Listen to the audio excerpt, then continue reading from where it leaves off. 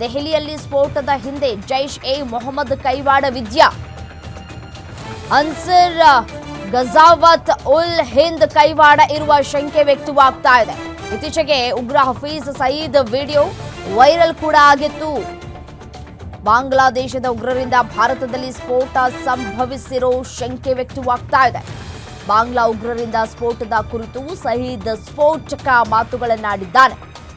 Ammonium nitrate ಬಳಸಿ bomb ಸ್ಫೋಟ, ಜೈಷ್ ತಂತ್ರನ, ಹೀಗೆ ಸಾಕಷ್ಟು ಪ್ರಶ್ನೆಗಳು ಕೂಡ ಕಾಡ್ತಾ ಇದೆ.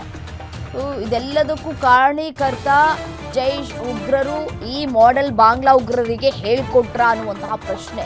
ಕಾಶ್ಮೀರ ಹರಿಯಾಣದಲ್ಲಿ ಸಿಕ್ಕಿರೋ ಸ್ಫೋಟಕಕ್ಕೂ ಇದಕ್ಕೂ ಸಂಬಂಧವಿದ್ಯಾ? ದೆಹಲಿಯಲ್ಲಿ ಸ್ಫೋಟದ ಹಿಂದೆ ಜೈಷ್ ಎ ಮೊಹಮ್ಮದ್ ಕೈವಾಡ ವಿದ್ಯಾ ಅನ್ನುವಂತಹ ಪ್ರಶ್ನೆ ಕಾಡ್ತಾ ಇದೆ.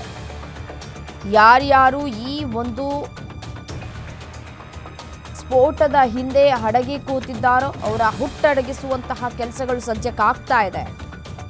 ನೋಡಿ, ನಿನ್ನೆ ಅಷ್ಟೇ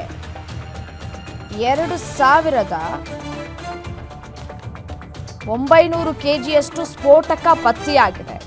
ಆ ಸ್ಫೋಟಕ ಪತ್ತೆಯಾದ ನಂತರ ನಿನ್ನೆ ಬೆಳಗ್ಗೆ ಸ್ಫೋಟಕ ಪತ್ತೆಯಾಗಿತ್ತು. ಸಂಜೆ ನಿನ್ನೆ ದೆಹಲಿಯ ಕೆಂಪುಕೋಟೆಯ ಈ ಒಂದು ಸಿಗ್ನಲ್ ಬಳಿ ನಡೆದಿರುವಂತಹ ಘಟನೆಗೂ ಅಲ್ಲಿ ಸಿಕ್ಕಿದ್ದಂತಹ ಈ ಒಂದು ಸ್ಫೋಟಕಕ್ಕೂ ಲಿಂಕ್ ಇದೆ ಅನ್ನುವಂತಹ ಮಾಹಿತಿ ಸಿಗ್ತಾ ಇದೆ. ದೆಹಲಿಯಲ್ಲಿ ಸ್ಫೋಟದ ಹಿಂದೆ ಜೈಷ್ ಎ ಮೊಹಮ್ಮದ್ನ ಕೈವಾಡ ಇದೆ ಅನ್ನುವಂತಹ ಮಾಹಿತಿ ಸಿಗ್ತಾ ಇದೆ. ಅನ್ಸರ್ ಗಜಾವತ್ ಉಲ್ ಹಿಂದ್ ಕೈವಾಡ ಇರುವಂತಹ ಶಂಕೆಗಳು ವ್ಯಕ್ತವಾಗ್ತಾ ಇದೆ. ಇತ್ತೀಚೆಗೆ ಒಂದಷ್ಟು ವಿಡಿಯೋಗಳು ಕೂಡ ವೈರಲ್ ಆಗಿತ್ತು. ಸಾಕಷ್ಟು ಅನುಮಾನಗಳಿಗೂ ಕೂಡ ವ್ಯಕ್ತವಾಗ್ತಾ ಇದೆ. ಐಇಡಿ, ANFO ಪೌಡರ್ ಬಳಸಿ ಸ್ಫೋಟವನ್ನ ಮಾಡಿದ್ರಾ? ANFO ಅಂದ್ರೆ ಅಮೋನಿಯಂ ನೈಟ್ರೇಟ್ ಮತ್ತು ಫ್ಯೂಯಲ್ ಆಯಿಲ್. ಅದು ANFO ಪೌಡರ್ ಪೆಟ್ರೋಲ್ ಮತ್ತು ಡೀಸೆಲ್ಗೆ ಸೇರಿಸಿದ್ರೆ ಸ್ಫೋಟ ಆಗುವ ಸಾಧ್ಯತೆ ಇರುತ್ತೆ. ಸೊ ಅತ್ಯಂತ ಕಡಿಮೆ ವೆಚ್ಚದಲ್ಲಿ ಎಲ್ಲಿ ಬೇಕಾದರೂ ಇದನ್ನ ಸ್ಫೋಟ ಮಾಡುವ ತಂತ್ರವನ್ನ ಇವರು ಬಳಕೆ ಮಾಡಿಕೊಂಡಿದ್ದಾರೆ. ಕಲ್ಲು ಕ್ವಾರಿಗಳಲ್ಲಿ ANFO ಮಾದರಿಯ ಸ್ಫೋಟ ನಡೆಯುತ್ತೆ ಸಾಮಾನ್ಯವಾಗಿ. ಆದರೆ ಈ ತಂತ್ರವನ್ನ ತಜ್ಞರಷ್ಟೇ ಬಳಸೋದಕ್ಕೆ ಸಾಧ್ಯ ಇದೆ. ಇವ್ರ ಕೈಗೆ ಹೇಗೆ ಸಾಧ್ಯ ಆಯಿತು ಅನ್ನುವಂತಹ ಪ್ರಶ್ನೆ. ಯಾರು ಬಳಕೆ ಮಾಡಿಕೊಂಡ್ರು ಈ ಒಂದು ತಂತ್ರವನ್ನ? ANFO ಅಂತಂದ್ರೆ ನೋಡಿ, ಅಮೋನಿಯಂ ನೈಟ್ರೇಟ್ ಮತ್ತು ಫ್ಯೂಯಲ್. ಪೆಟ್ರೋಲ್ ಡೀಸೆಲ್ಗೆ ಸೇರಿಸಿದ್ರೆ ಈ ಒಂದು ಸ್ಫೋಟ ಆಗುವ ಸಾಧ್ಯತೆ ಇದೆ.